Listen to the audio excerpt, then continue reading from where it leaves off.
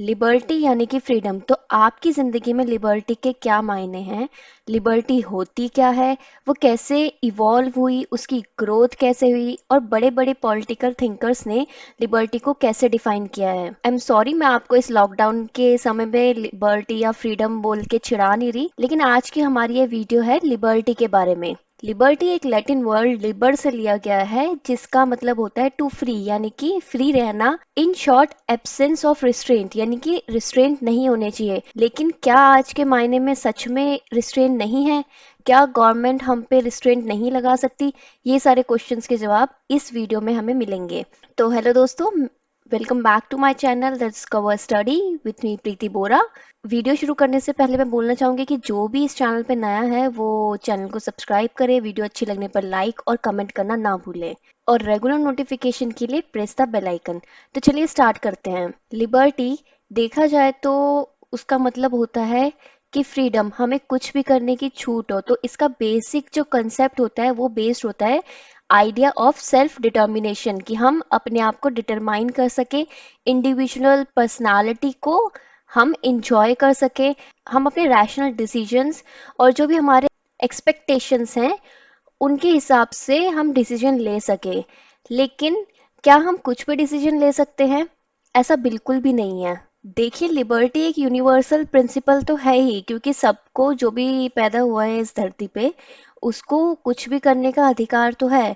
लेकिन हम एक सिविलाइज्ड सोसाइटी में भी रह रहे हैं, और जब सिविलाइज्ड सोसाइटी में हम रहते हैं तो हमारी कुछ सिविल ड्यूटीज एंड राइट्स होते हैं, और उसी के अंतर्गत हम कुछ एक अपने लिए लीगल सिस्टम बनाते हैं। दैट इज, जिसका मतलब है कि ये जो हमारी लिबर्टी है, that is based on social and legal atmosphere in which we are living. Liberty is directly proportional to area of control, यानी कि जितना हम कंट्रोल कर सकते हैं चीजों पे, लेकिन ये अनलिमिटेड नहीं होता, यानी कि लिमिटलेस। और जो फ्री लिबर्टी होती है, that is against liberty of other. अब देखिए, मैंने आपको बोल दिया कि आप कुछ भी कर सकते हो, तो आपका मन करेगा तो आप किसी को जाके मार दोगे, लेकिन ये उसके लिबरल राइट्स के अगेंस्ट हो गया ना। तो मतलब सबके लिबरल राइट्स हैं, मतलब ऐसा ही नहीं है कि एक एक पर्टिकुलर इंडिविजुअल के हैं, बट हमें सोसाइटी एज अ होल देखना पड़ता है, यानी कि ये सोशल और कलेक्टिव राइट है। हम अपने रैशनल डिसीजन ले सकते हैं, अपनी जो पर्सनालिटी है उसे डेवलप कर सकते हैं, और ये सारे डिसीजन हमें हेल्प करते हैं इंडिविजुअल पर्सनालिटी बनाने में। और वो काफ़ी हद तक बेस्ड होती है कि उस पर्टिकुलर प्लेस में क्या सोशल वैल्यूज़ हैं, क्या इकोनॉमिक वैल्यूज़ हैं, क्या कल्चरल वैल्यूज़ हैं, क्या पॉलिटिकल वैल्यूज़ हैं, and liberty as a ideology कितनी रिस्पेक्ट की जाती है। देखिए, हमें कलेक्टिव की बात करें तो कुछ हमें लिबरल राइट्स चाहिए होते हैं, कि हमें इनकम चाहिए होती है, हमें शेल्टर चाहिए होता है, हमें फूड चाहिए होता है। तो जो लोग पुअर होते हैं, फिर उनके राइट्स तो पूरे नहीं हो सकते ना। लेकिन ऐसा नहीं होता, क्योंकि state as a welfare state actions लेती हैं काफी, किसी एक पर्टिकुलर लोगों की लिबर्टी रिस्ट्रिक्ट करके एक लार्ज मेजर ऑफ लिबर्टीज को प्रोटेक्ट करने के लिए, यानी कि हम लीगल एंड प्रोटेक्टिव लिबर्टी के अंदर रहते हैं। और लिबर्टी काफी ज्यादा रिलेटेड है मॉडर्निटी से। कैसे? जैसे जब हम मॉडर्निटी की तरफ बढ़ते हैं तो हमें बहुत सारे, हमें पावर्स पता चलती है, अपनी अपने राइट्स पता चलते हैं। उसके बाद हम उन राइट्स के लिए लड़ते हैं, देन रिफॉर्म्स होते हैं, रेवोल्यूशन होते हैं, और हमें वो राइट्स मिलते हैं। जैसे फॉर एग्जांपल, सबको पता है कि फ्रेंच रेवोल्यूशन से 3 आइडियल्स आए थे, that is liberty, equality and fraternity. तो क्या उससे पहले लिबर्टी थी? नहीं थी, लेकिन हमें पता नहीं थी। अब ऐसे तो अगर हम पूरा इवोल्यूशन देखें इसका, तो एंशियंट ग्रीक में जो सिटीजनशिप होती थी वो एक्टिव एंड पैसिव के बेसिस पे क्लासिफाई की जाती, कि जो लोग होते थे वो फ्री एंड अनफ्री के बेस पे डिस्टिंग्विश होते थे, सिटीजन्स एंड नॉन सिटीजन्स के बेस में डिस्टिंग्विश किए जाते थे। रोमन एम्पायर में भी इसकी बहुत ज़्यादा वैल्यू थी। और रोमन एम्पायर में जो फ्रीडम है उसको एक कलेक्टिव गुड के तौर पे लिया जाता था, यानी कि एब्सेंस ऑफ इंटरनल रिस्ट्रेंट नहीं होंगे, एंड आपको आपके राइट्स पूरे एंजॉय करने का पूरा पूरा अधिकार है। तो मैं एक पॉलिटिकल थिंकर को कोट करना चाहूंगी, गेराल्ड मैकलम। गेराल्ड मैकलम के हिसाब से ये जो फ्रीडम है ये बेस्ड है आईओएस के बेसिस पे। ये मैंने खुद से बना रखा है ताकि आपको इजीली याद हो सके, आईओएस एप्पल। तो I means freedom of individual, I from an obstacle, ओ टू डू समथिंग एस, यानी कि किसी एक पर्टिकुलर इंडिविजुअल की फ्रीडम किसी एक ऑब्स्टेकल से, यानी कि कोई उसको रिस्ट्रिक्ट ना करे ताकि वो कुछ कार्य कर सके। इसी के बेसिस पे दो डायमेंशन निकल के आती है लिबर्टी की, जिसको हम नेक्स्ट लेक्चर में कवर करेंगे, बट अभी देख लेते हैं जो ईसा बर्लिन ने the concept two concepts of liberty में बताया था, negative liberty and positive liberty. जो नेगेटिव लिबर्टी है वो ज्यादा एम्फेसिस डालती है ओ पे, कि कोई आपको रोकेगा नहीं कोई पर्टिकुलर काम करने के लिए, बट जो पॉजिटिव लिबर्टी है उसका एम्फेसिस होता है इंडिविजुअल की तरफ ज्यादा। उसमें ऑब्स्टेकल का इतना ज्यादा रोल नहीं होता इंडिविजुअल एंड कुछ पर्टिकुलर काम करने के लिए, बिकॉज वो उनका मानना ये है कि लिबर्टी तो ठीक है बट इक्वालिटी, सोशल इक्वालिटी भी होनी चाहिए, जैसे कि state as a welfare state is a concept of positive liberty. और रिस्ट्रेंट क्यों होनी चाहिए पॉजिटिव लिबर्टी में? क्योंकि आप इलीगल काम तो नहीं कर सकते ना, कि किसी का मन करे कि उसे स्लेवरी करनी है बट स्लेवरी इज इलीगल, तो आप वो नहीं कर सकते, तो आपके पास ये रिस्ट्रिक्शन आ गई। अब फ्रीडम की वैल्यू क्या है? तो इंडियन कॉन्स्टिट्यूशन में देखें तो आर्टिकल 19 में राइट टू फ्रीडम बहुत अच्छे से डिफाइन कर रखा है। एंड मेरी पॉलिटी का पूरा एक कोर्स है जिसमें आर्टिकल 19 मैंने बहुत अच्छे से डिफाइन कर रखा है, डिस्क्राइब कर रखा है, उसकी लिमिटेशंस वगैरह सब बता रखी है, तो यहाँ पे वो रिपीट करने की जरूरत नहीं है, आप वो वहां से रेफर कर लीजिएगा आर्टिकल 19 के बाद। एक और नोशन आता है कि जो फ्रीडम है कैपिटलिस्ट का, वो बेस्ड होता है लैक ऑफ फ्रीडम पे वर्किंग क्लास के। लेकिन हमारे कॉन्स्टिट्यूशन के आर्टिकल नंबर 15 में ये लिख रखा है कि there should not be discrimination on the basis of race, religion, caste, sex and place of birth and any of them। तो आर्टिकल 15 भी मैंने बहुत अच्छे से बता रखा है, ये जिसमें मैं इधर कोट कर रही हूँ कि कोई भी इसे यूज कर सकता है जब वो पीएसआईआर का आंसर लिख रहा हो, या फिर यूजीसी नेट में भी इसका काफी ऑब्जेक्टिव क्वेश्चंस आते हैं, तो वो कोर्स आप उधर से रेफर कर सकते हैं। तो क्या ये जो रिस्ट्रेंट है वो नेसेसरी है? जी बिल्कुल नेसेसरी है, क्योंकि जो इंडिविजुअल डिजायर है वो एक पॉइंट पे तो रुकती नहीं, वो फिर बढ़ती जाती है, हमको और ज्यादा से ज्यादा लिबर्टी चाहिए होती है, और हम रियलाइज नहीं कर पाते कि जो सोसाइटी एज अ होल को कैसे लेके साथ में चलना चाहिए, और हमें अपने राइट्स और उनके यूसेज पता नहीं होते ज्यादा ढंग से। तो और साथ ही साथ देखें तो फ्रीडम का जो स्कोप है वो ब्रॉडन ही होने जा रहा है after globalisation, so it demand some restraints. अब एन जे हिर्चमैन ने एक लाइन बोली थी कि हम जो अपनी रियलाइजेशन ऑफ फ्रीडम है, रियलाइजेशन ऑफ ह्यूमैनिटी है, उसके बेसिस पे इतनी सोसाइटी इतनी पैटर्नल हो गई और इतनी मेस्कुलाइन एट्रीब्यूट वाली हो गई कि that leads to subjugation of women. But P Pateman के हिसाब से फ्रीडम एक ऐसा एक्ट है that is largely independent of any social context. अब हम देख लेते हैं कि वेरियस पॉलिटिकल थिंकर्स ने लिबर्टी को कैसे डिफाइन किया है। तो फर्स्ट कम होप्स। होप्स ने जो लिबर्टी को डिफाइन किया है, उन्होंने बोला है कि लिबर्टी एक एक्ट है, कि लिबर्टी या तो एक एक्ट है या फिर ओमिशन भी है, कि जो भी हमें करने का, जो हम कर सकते हैं, दैट मीन्स उनके हिसाब से ये with in the restraint of legal framework आता है। फिर फ्रेडरिक अगस्त वॉन हायक की एक बुक थी द रोड टू सर्वडम, उसमें उन्होंने बताया है कि फ्रीडम और लिबर्टी मोर और लेस सेम ही चीज है। और उन्होंने एक और कंसर्न इसमें बोला है कि जब हम ज़्यादा लिबर्टी को कंट्रोल करने की कोशिश करते हैं सोशल प्लानिंग के चक्कर में, तो उससे एक रिजीम का जन्म होता है that is totalitarian and fascism. और इसके चलते क्या होता है कि हमारी जो इंडिविजुअल चॉइसेस होती हैं and individual development and innovation होती है वो कहीं ना कहीं दब के रह जाती है। अब देखिए जो सिविल राइट्स होते हैं वो होते हैं रिकॉग्नाइज्ड राइट्स और ड्यूटीज। तो इस पे लिबर्टी में सबसे ज्यादा बातें की हैं लॉक ने। तो लॉक ने बोला था कि where there is no law there is no freedom, यानी कि जब तक अगर लीगल नहीं होगा तो लिबर्टी भी नहीं होगी, यानी कि लिमिटलेस। और जो एक्सेसिव लिबर्टी है उससे क्या होगा कि सब्जुगेशन होएगा काफी लोगों का कुछ लोगों के द्वारा, और पीसफुल डेवलपमेंट नहीं होगी, तो ये against the notion of liberty जाएगा। इसलिए उन्होंने जो टू ट्रिटाइज ऑफ गवर्नमेंट में है उसमें बताया था कि लिबर्टी है क्या। फर्स्ट ट्रिटाइज में उन्होंने क्रिटिसाइज किया था रॉबर्ट फिल्मर का जो पेट्रार्किया के हिसाब से कि divine rights of king valid है, तो उन्होंने बोला था कि नहीं ये वैलिड नहीं है, बिकॉज इससे क्या होता है कि जो नोबिलिटी है वो अनड्यू ओप्रेस करती है पूरे मासेस को, और वो अपने लीगल और ये फ्रीडम राइट्स इंजॉय नहीं कर पाते, तो दैट इज अगेंस्ट लिबर्टी। और सेकंड ट्रेटाइज में उन्होंने एक सोशल कॉन्ट्रैक्ट थ्योरी निकाली थी, और उसमें बोला था कि अगर लोगों को अपने लीगल और मॉरल राइट्स प्रोटेक्ट करने हैं तो it is okay to protest against unjust government. यानी कि अगर गवर्नमेंट अनजस्ट है तो आप उसके अगेंस्ट भी खड़े हो सकते हो, और ऐसी तो रिफॉर्म एंड रेवोल्यूशन होता है। तो सोशल कॉन्ट्रैक्ट थ्योरी बेस्ड होती है एक नोशन पे कि सिविलाइज्ड जो लॉज होते हैं और नेचुरल लॉज होते हैं वो कन्फ्लिक्टिंग नहीं है, वो एक हार्मोनाइजिंग है, यानी कि एक दूसरे को सपोर्ट करते हैं। तो नेचुरल लॉज क्या होते हैं कि जो नेचर के हिसाब से हमें प्रोटेक्शन मिली हुई है और हम उससे कैसे डील करते हैं।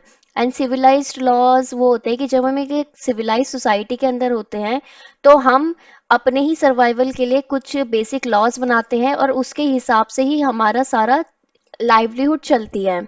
तो जो सिविल राइट्स हैं वो पॉजिटिव लॉज हैं जिस जो कॉम्प्लीमेंट करते हैं नेचुरल राइट्स को, और ऐसे ही हम अपना ह्यूमन का प्रॉपर डेवलपमेंट हो पाता है। और ये डेवलपमेंट तभी पॉसिबल है जब रीजनेबल रिस्ट्रिक्शंस हो। देखो, रीजनेबल रिस्ट्रिक्शन कोई चीज़ है या नहीं है कैसे पता चलता है? फर्स्ट कि ये पॉजिटिव हो, यानी कि ये for the general good of the public, यानी कि इंटरेस्ट ऑफ द पब्लिक में हो। और दूसरा जो डिस्क्रिमिनेशन किया हो वो इंटेलिजिबल डिफरेंशिया हो। Next come Martin Luther. तो मार्टिन लूथर ने एक डायमेंशन ऑफ फ्रीडम को बहुत ज़्यादा बोला था, that is freedom to conscience. तो फ्रीडम टू कंसाइंस के अंदर है कि आप कुछ भी प्रोफेस कर सकते हो अपना रिलीजन, और कुछ भी बिलीव कर सकते हो किसी भी चीज़ पे, and that is your pure right. और एज इसी बेसिस पे धीरे धीरे जो प्रोटेस्टेंट्स आए क्रिश्चियनिटी में एंड अपोज किया जो ऑर्थोडॉक्स थे, कैथोलिक्स थे उनको, एंड एक नया रिलीजियस फ्रीडम निकल के आया।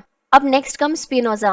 वो हॉबेशियन जो प्रिंसिपल है, दैट मीन्स हॉबेशियन प्रिंसिपल में क्या था कि रिस्ट्रेंट होना चाहिए सोसाइटी में। ऐसा नहीं है कि लिमिटलेस आपको फ्रीडम दे दी।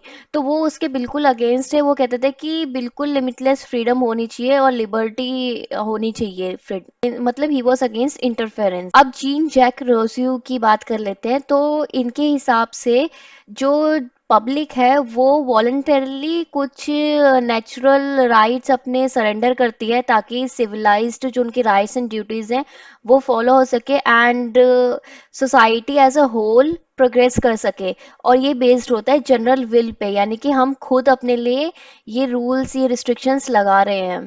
और ऐसे काफ़ी सारे डायमेंशंस निकल के आती है, जैसे religious freedom and cultural freedom, identity, फिर वुमेन का इक्वालिटी, ऐसे काफ़ी चीज़ें निकल के आती है लिबर्टी के कंटेक्स्ट में। अब बात करते हैं J.S. मिल की। तो ये तो प्रोपोनेंट है इंडिविजुअल लिबर्टी के। इनकी एक बुक है ऑन लिबर्टी। उन्होंने उसमें बोला है कि लिबर्टी बहुत ही ज़्यादा ज़रूरी है अगर आपको किसी भी सिविलाइज सोसाइटी को लेजिटिमाइजेशन देना है तो।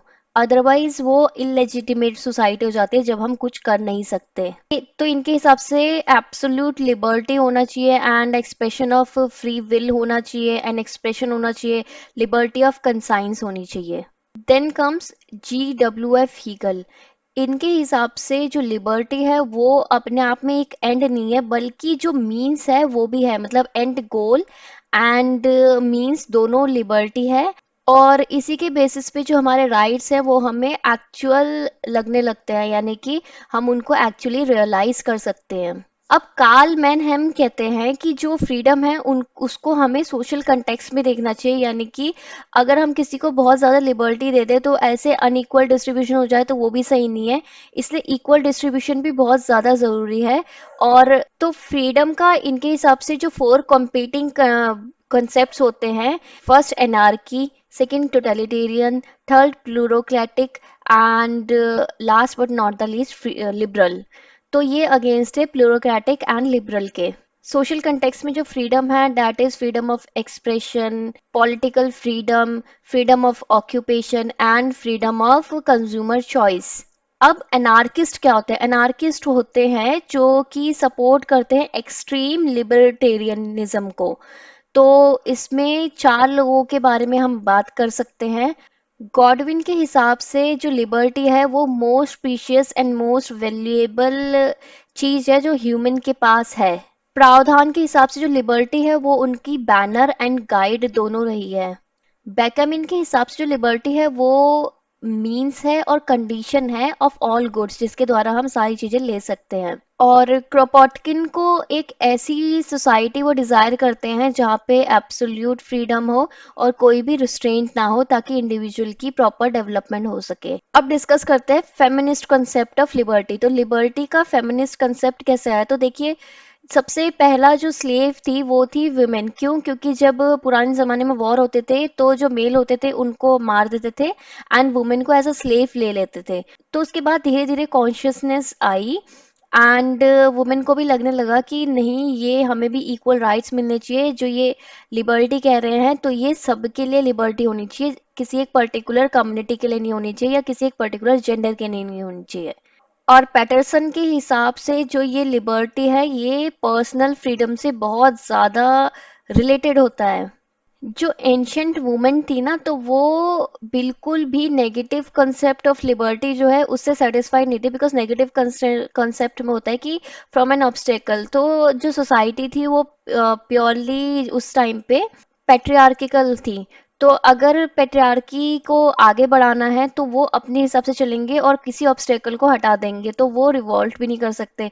तो इसलिए वो इस कॉन्सेप्ट के अगेंस्ट थी और उनका मानना था कि इस हिसाब से जो लिबर्टी है वो इजीली सप्रेस कर देती है एंड सब्जुगेट कर देती है वुमेन को। देखिए, जो लिबर्टी फॉर वुमेन है वो डायरेक्टली रिलेटेड है सोशो एंड साइकोलॉजिकल, क्या कंडीशंस है, सोशल कंडीशनिंग कैसी है, बायोलॉजिकल भी इसमें इम्पैक्ट आता है। और ये माना जाता है कि women is not so much competitive और इंटेलिजेंट।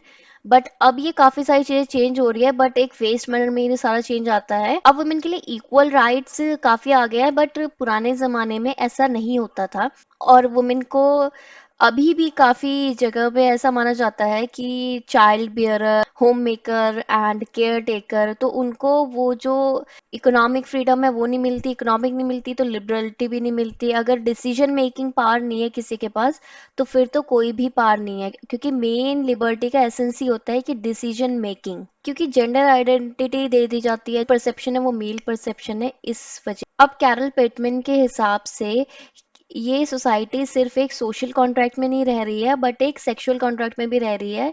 और ये सोसाइटी जस्ट सिविल सोसाइटी नहीं है बट पेट्रियार्किकल सिविल सोसाइटी है कैरोल पैटमैन के हिसाब से। और ये मस्कुलाइन एट्रीब्यूट की तरफ पॉइंट आउट करती है सारे एक्शंस।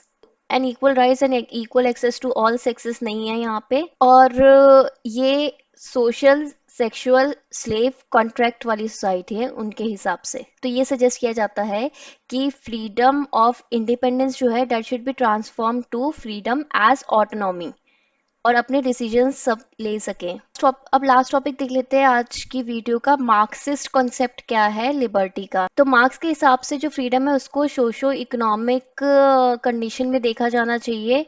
और कैपिटलिज्म का सबसे नेगेटिव इम्पैक्ट ये पड़ा है कि इसने ह्यूमन को एज एन इंडिविजुअल आइसोलेट करके, एलियनेट करके रख दिया है। और जो फ्रूट्स है प्रोडक्शन के वो सबको नहीं मिल पाते और इसी वजह से ऑपरेशन होता है ऑफ पुअर बाय रिच।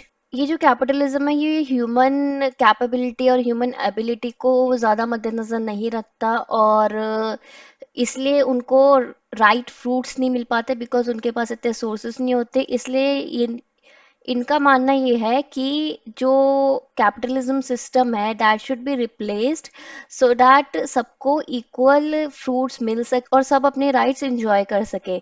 और मार्क्सिज्म की थ्योरी हम आगे भी बहुत डिटेल में पढ़ेंगे, तो फिलहाल के लिए इतना ही।